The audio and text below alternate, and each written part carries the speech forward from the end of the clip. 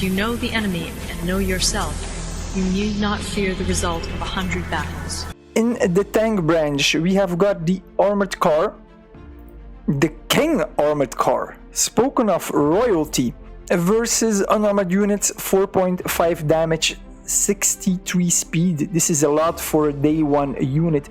View range of 72, large range. This is a very good early game unit. It's anti-stealth, so it's a scout unit, defensive and anti-unarmored. Armored cars are fast defensive units which can be quickly moved from one province to another to provide defense against incoming attacks from unarmored units. Their view range makes them well suited to scout out enemy troop movements or to reveal stealth units. And this is a light armor class, so it is way less countered by infantry, so it's a very good early game unit. It deals in defense 4.5 hit points in attack, but still it can hold its own with 3 hit points. However, you might avoid light armored units like light tanks especially, and definitely heavy armored units, because your armored car will get wrecked. It's a very cheap unit, as you can see, so there's nothing holding you back to mass produce these units. All you need is a level 1 tank plant. They can scout all stealth units of the same or a lower level in all terrain, and they can reveal units that are hiding in a fortress as well. It's one of my favorite units, very fast. It gets an additional 50% damage output bonus in planes, so very good unit, you should always make it. Then we move on to the light tank. To unlock the light tank, you need to have researched the armored car first. This being said, the light tank is also a light armored vehicle, however it counters light armored vehicles with 4 hit points. Don't run your armored cars into light tanks, that would be my advice. They have the same speed as armored cars, 63 speed. So armored cars and light tanks can make a good pair actually, because one counters the unarmored units, the other one the light armored units. With those two stacked together, you take out anything in the early game. They have a smaller view range though, so please note that they are anti-light armor and offensive, however. So if you would mix light tanks and armored cars together, you would mix defensive, offensive units. But I mean, you can get away with it. Light tanks are fast offensive units. They are not the strongest tanks, but because of their speed and low cost, a good choice for rushing into enemy territory. Yes, indeed, those babies can wreak havoc. They are best used in fast attacks on light armored targets. I mean, they can hold their own against infantry with 2.7 in attack, but they're the racehorse to take out light armored units with 4 hit points. Clashing with heavy armored units should always be avoided, and they're very weak against air attack. You also only need a level 1 tank plant. They cost approximately the same as an armored car, so nothing to hold you back to mass produce these babies. Just like most motorized units, you get 50% bonus in the planes. Moving on to medium tanks. Medium tanks are a tier 2 unit, because you need to unlock these light tanks and armored cars before you can unlock medium tanks first. So if you want to produce medium tanks, please use tank plants level 2.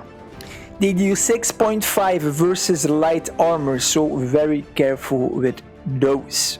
They're perfect, for example, to take out self-propelled artillery stacks and so on. They are anti-light armor and offensive, 43 speed, so they're pretty fast. This is a very dangerous unit. They have 40 hit points. That is a lot. So a couple of these babies stacked together are very hard to take out. Medium tanks are strong offensive units. They combine mobility with heavy armor and can be used to break through enemy lines. Aim into that. Medium tanks are most effective against light armored targets, but they can take out anything. 4.5 in attack against unarmored, 6.5 against light armor, 3.5 against heavy armor. You can use them against anything. Throw it at it. Just be careful for planes, attack bombers especially. But these are one of my favorite units when I play Axis. They are the perfect compromise between the speed of the light tank and the damage output of the heavy tank. Heavy tank, tier 3 unit, so you need a tank plant level 3, please remember. They deal 10 attack versus light armor. These babies are deadly.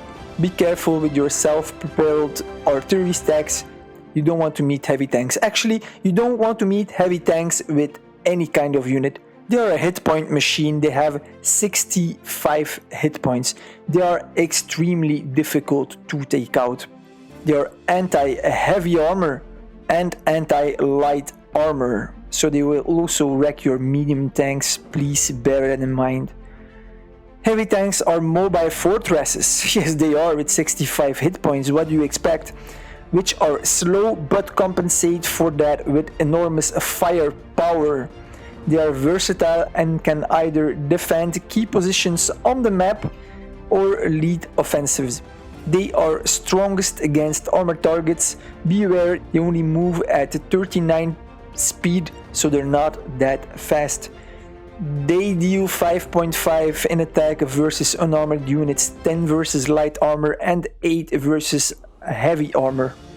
They are better against planes than their lighter medium tank and light tank brother, but still also here it is advised to protect them with self-propelled artillery. There's written you need at least tank plant level 1, but as I said, please level 3 would be perfect. It's an expensive unit, so bear in mind, be careful with it, don't lose it. As all motorized units, you get a 50% bonus in the planes. And then last but not least, the tank destroyer. The M3 motor gun carriage. Deal 7.5 against heavy armor, 40 hit points, anti-heavy armor, anti-light armor, partial stealth, defensive.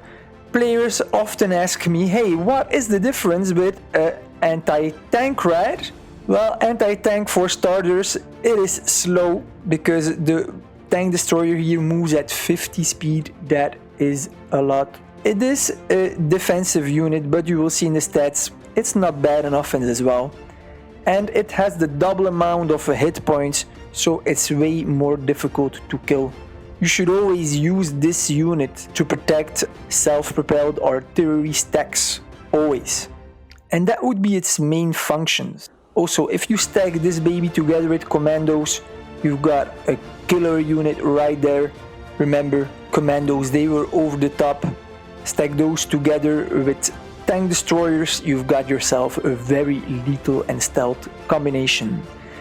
Tank destroyers are defensive units specialized in ambushing and destroying enemy tanks. They are most effective against armored targets, but have a weak spot when fighting infantry and other unarmored units. That's why I said stacking them with commandos would probably be a very smart thing. They're not good at all against unarmored units, as you can see, but they deal 4 damage versus light armor, 5 damage against heavy armor and attack. They're much better in defense though, with 6 in defense against light armor and 7.5 against heavy armor. Still though, they will take quite some damage from heavy tanks, so make sure you have numerical advantage. They don't come cheap, but they're cheaper than a heavy tank, that's for sure. They get a bonus in the forests and in urban terrain, only stealth in forests. Is hidden as long as not fighting or uncovered by a scout unit of an equal or higher level. There we go, so far for the tank branch, right?